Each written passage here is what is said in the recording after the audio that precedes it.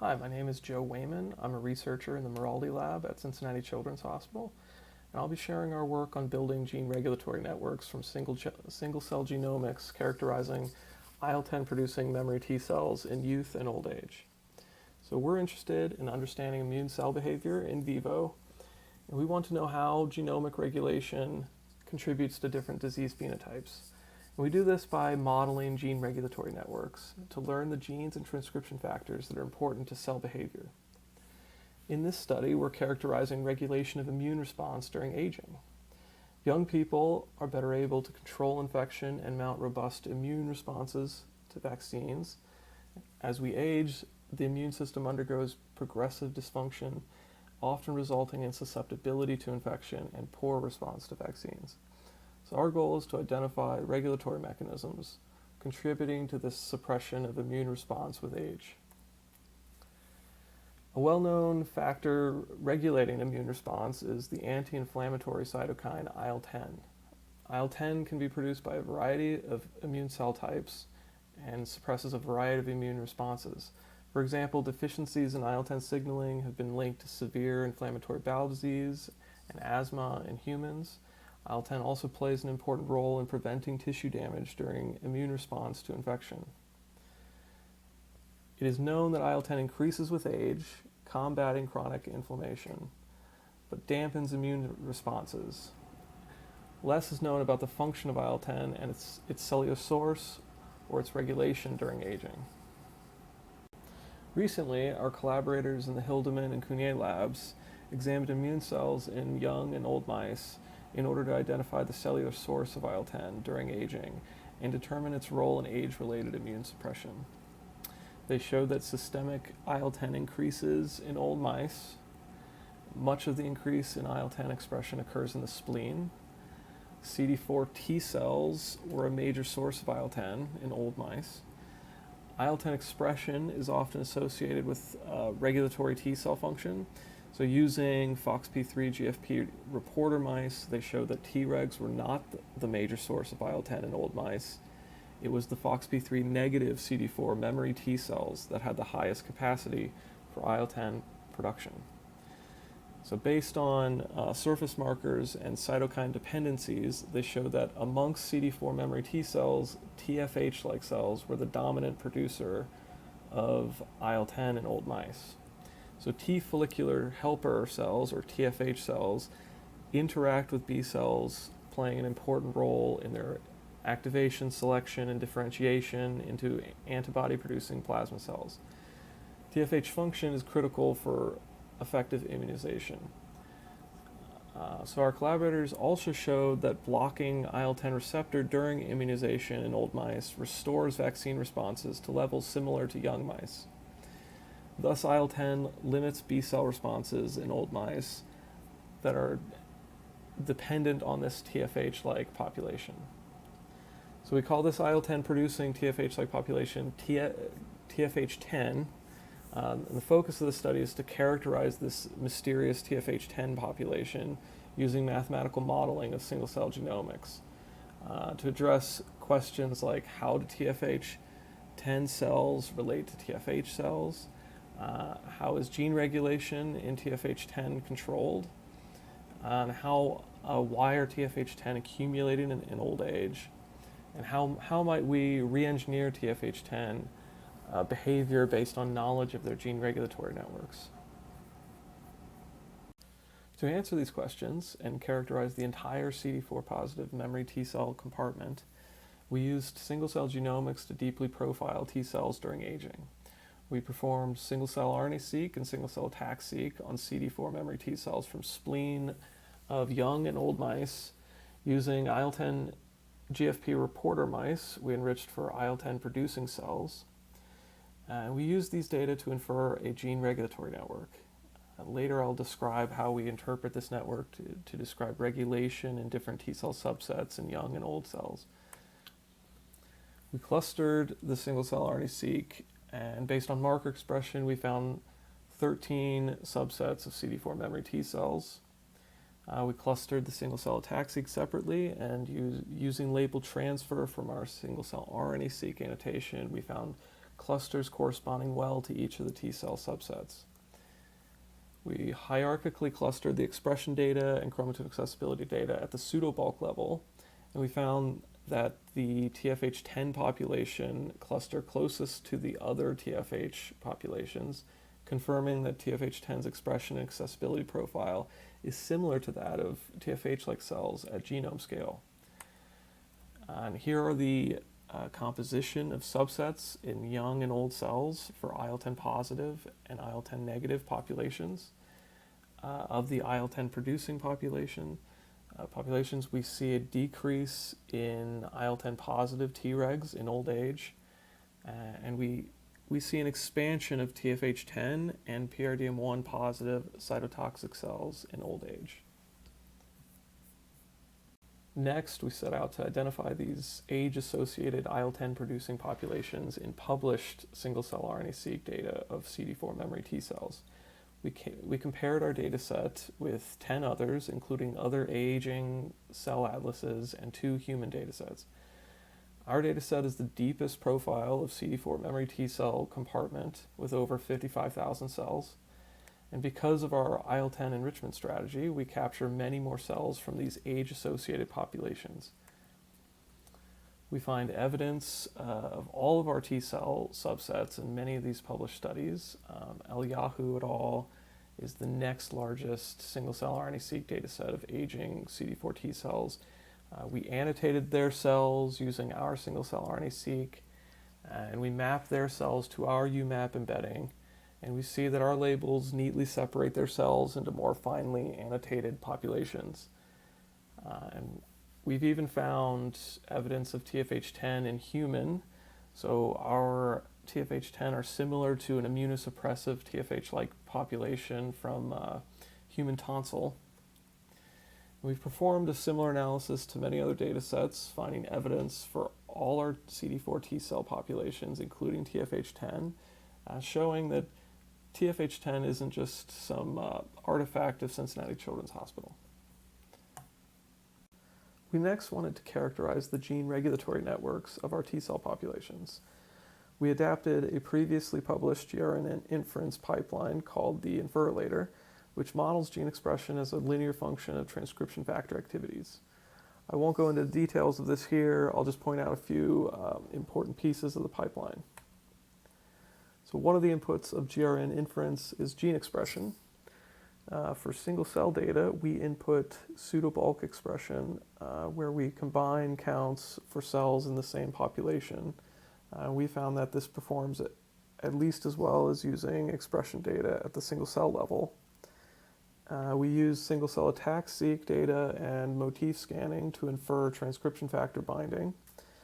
We use this information to build a prior TF gene interaction network that helps guide final network inference.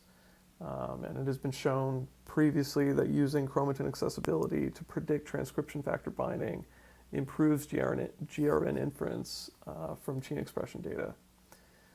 Finally, we evaluate the quality of GRN inference using a gold standard network of interactions supported by experiments. And here we've curated many published TF knockout RNA-seq and ChIP-seq data sets in CD4 T cells to serve as our benchmarking data set. So we inferred a single gene regulatory network that describes all T cell subsets, young and old. This network contains about 25,000 interactions describing regulation of 2,500 gene targets by 300 transcription factors. And our next challenge was how to interpret this large network. How do you take a network of tens of thousands of interactions and find which parts are operating in, say, TFH10 or more specifically, old TFH10 cells? One way we do this is through core transcription factor analysis, identifying the TFs that are responsible for the expression signature unique to each subset and age. We first identify what we call signature genes. We find sets of genes that are either upregulated or downregulated in each subset relative to other subsets. And we also find age-related signature genes, which are those that are differentially expressed between old and young within each subset. And then For each subset, we find TFs in our GRN with an enrichment of subset-specific genes. This large heat map contains the core TFs for all 13 subsets. A TF can either promote subset-specific gene expression in two ways.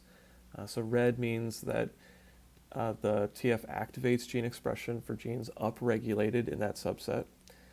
Blue means that the TF represses genes downregulated in that subset. So I've zoomed in on a piece of this to give you a better idea of how this works. So for example, we found that BCL6, an important regulator in TFH cells, contributes to TFH gene expression as both an activator and repressor, consistent with the literature. We also found that PRDM1, which encodes BLIMP1, was an important activator and repressor in PRDM1 positive cytotoxic cells, as expected. And many core TFs are shared across subsets, indicating partially overlapping modules of gene expression. From this core TF analysis, we've extracted core networks for each T cell subset. These networks contain core TFs regulating signature genes. And here I'm highlighting some of the interactions we predict to control genes important to TFH10.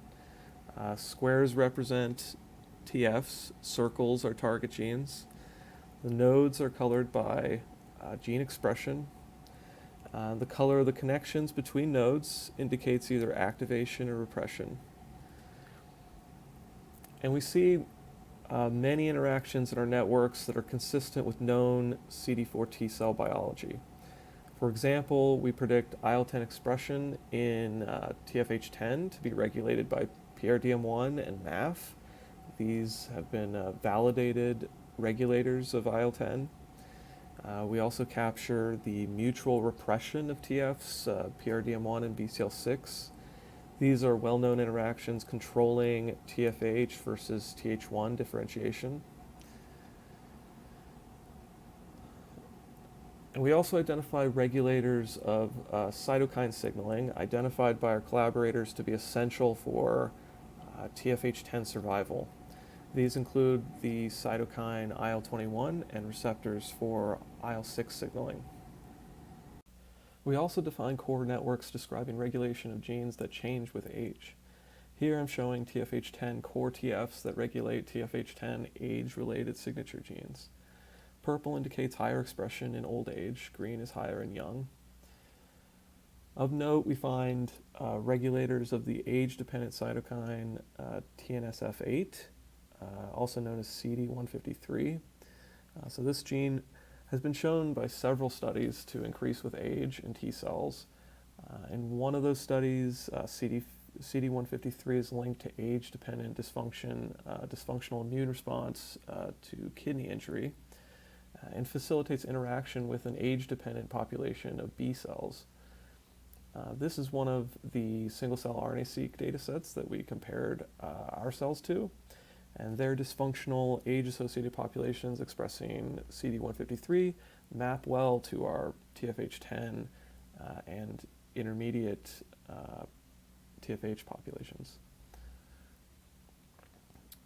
Core TF gene regulation can also be shared between T cell subsets. We know that TFH10 are similar to TFH cells.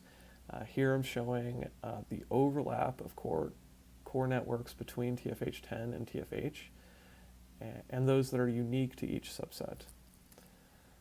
Shared between the two subsets are regulation of known TFH markers, such as IL-21, IL-6 receptors, CD40 ligand, BTLA, as well as repression of cytotoxic genes.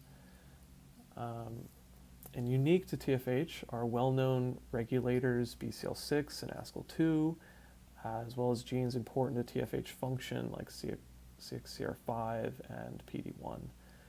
Unique to TFH10 are regulators PRDM1 and MAF, expression of immunosuppressive IL-10, CTLA-4, and LAG-3, as well as expression of pro-inflammatory interferon.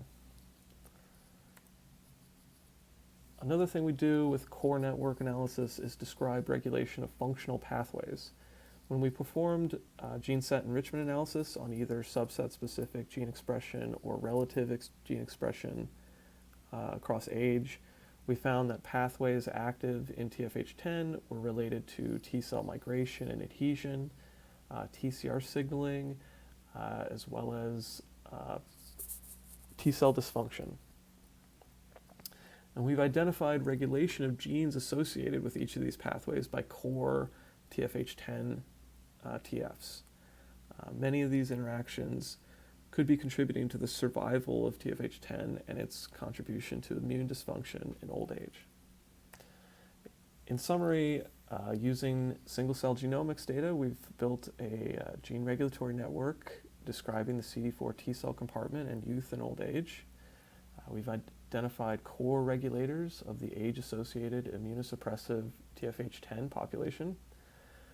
Going forward, our goal is to experimentally perturb regulators that we predict to be important to the immunosuppressive function and survival of TFH10.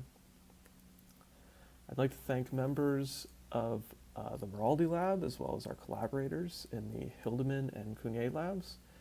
If you're interested in learning more about our work, check out Taryn's talk on Wednesday about TF binding prediction from ATAC-seq. Also check out posters from Anthony and Alex on GRN inference in human cells. Thank you for your attention.